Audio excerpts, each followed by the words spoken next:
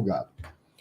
Seguindo, a fração vendida não inclui direito à área de expansão que está prestes a ser inaugurada, já mês que vem, em março de 2023.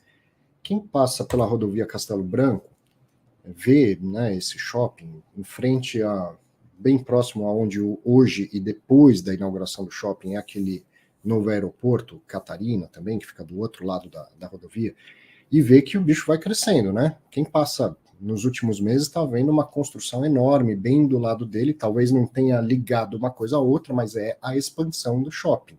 Logo, logo você não vai nem perceber que são coisas diferentes. E essa é a terceira expansão que está sendo entregue. Então, tem um terreno de estrada gigantesco ali. Você sabe que, olha, dá para construir um shopping desse tamanho, mas eu não vou começar fazendo todo esse investimento. Constrói um negócio menor, lança um empreendimento, espera ele maturar, começar a retornar alguma coisa. Está indo bem? Faz sentido a gente expandir? Quer dizer, está um formigueiro de gente aqui? Então vamos expandir.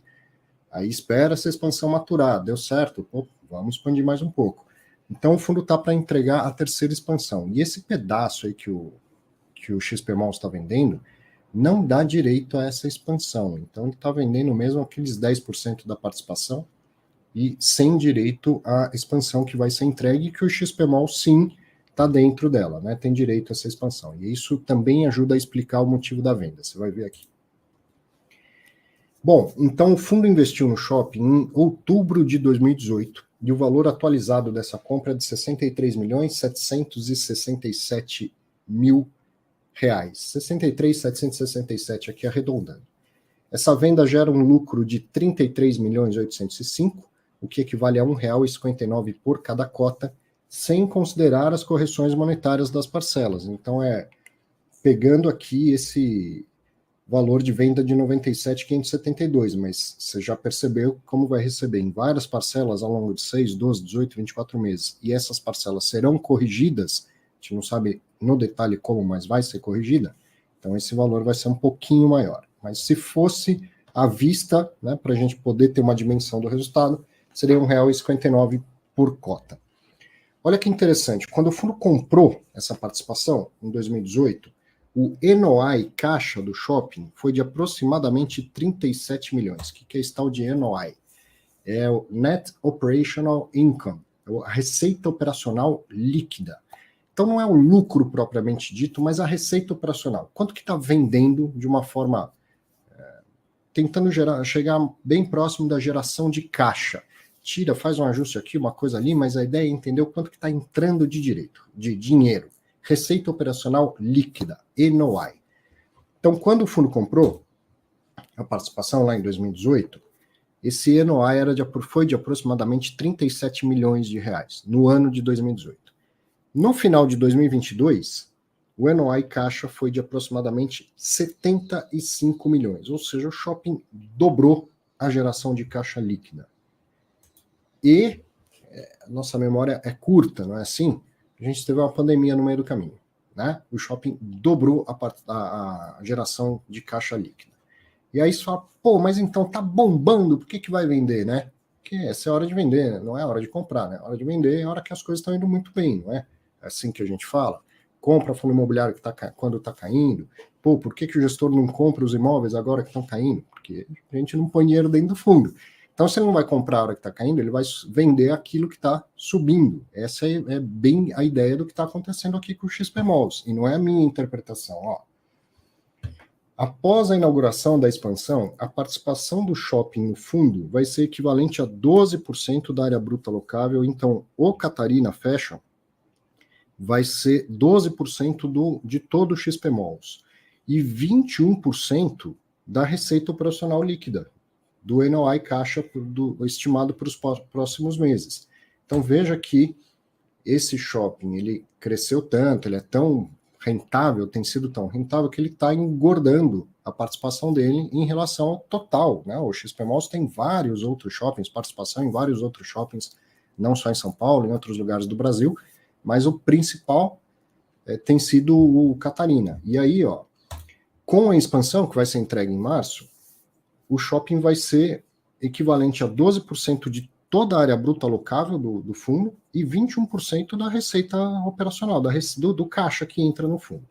Se o fundo não vendesse essa participação que está sendo anunciada aqui à venda, o shopping então representaria 14% da área bruta alocável e 24% do NOI caixa, ou seja, quase 25%, quase um quarto do fundo estaria concentrado em um único shopping. Então essa venda reduz a concentração do XP Malls no ativo, mantendo uma boa diversificação. Se você assistiu Fatos Relevantes da semana passada, eu falei da venda lá do Quinéia, eu falei, olha, todo mundo está olhando para o retorno, mas, a meu ver, tem mais um bom resultado aqui, que é diminuir o risco, diminuir a concentração, lá no caso do Quinéia, no setor de logística e tal. Aqui, o que o XP Malls está fazendo e anunciando? Ó, a gente teve um belo retorno aqui, tá R$1 e tanto por cota, mas a gente também está diminuindo o risco do fundo. Porque olha aqui, se toda vez que você vê alguém sério falando de finanças, ele vai te falar diversifique, diversifique, diversifique. Quando a gente inicia um investimento, uma carteira, você pode ir lá estudar e tal, você inicia a sua carteira, está tudo diversificadinho e tal. Acontece que no dia seguinte, os preços dos ativos vão mudar, uns vão subir, outros vão cair. Tal. E com o passar do tempo, assim, esse de um dia para o outro, esquece essa variação, mas esquece de verdade. Com o passar do tempo, você vai dar uma olhada no seu portfólio e ele já não está tão bem dividido quanto você fez no início, justamente porque algumas coisas foram muito bem, valorizaram, outras muito mal, tal, e aí, de repente, você dá uma olhada e fala, opa, quando eu fiz minha carteira de fundo imobiliário, por exemplo, eu tinha 10% em shopping, 10% em logística, 20% para ficar mais fácil, 20% em shopping, 20% em logística, 20% em escritório, 20% em FOF, 20% em CRI. E aí agora o que acontece? CRI virou 40% e todos os outros foram diminuindo. Mas não fui eu que fiquei fazendo novos aportes, é porque os outros caíram, o CRI subiu, tal, não sei o quê. Desbalanceou. Então o que você vai fazer? Vai buscar o rebalanceamento. De que maneira? Ou você vende um pouco daquilo que cresceu demais, ou você para de investir nesse ativo, nessa classe que engordou demais na participação, e só investe nos outros. Essa pode ser uma maneira um pouco mais demorada de chegar no rebalanceamento. O XP Malls já fez várias emissões e várias aquisições, e sempre, todo gestor busca uma diversificação. E esse shopping, ele teve um resultado tão excepcional que ele acabou engordando demais a participação dele, a importância dele dentro do fundo. Então o gestor está aproveitando para vender um pedacinho, um pedaço que não tem direito à expansão, vender um pedaço para diminuir a participação ou a relevância do fundo, do shopping dentro do fundo, para que o fundo não fique dependente de um único ativo, certo? Então ele faz isso no momento em que ele faz com bom lucro, vai ter uma distribuição importante para fazer para os cotistas e, ao mesmo tempo, reduz o risco. A gente só consegue, de uma maneira automática, ter olhos para o retorno. Mas se tem um pouco mais de retorno e com menos risco, significa que esse retorno é, na verdade, maior. Quanto monetariamente falando, não é essa conta. Mas você tem mais retorno com menos risco, você tem mais valor em um determinado ativo. E é isso que aconteceu no XP Malls com essa venda, certo? Uma criticazinha ou outra podia ser um pouco mais claro no detalhamento do fato relevante, mas a operação me parece uma bela operação. Legal. E mais do que isso, uma bela lição de como se faz a diversificação e rebalanceamento de portfólio. Lição essa que a gente pode levar para o nosso dia a dia.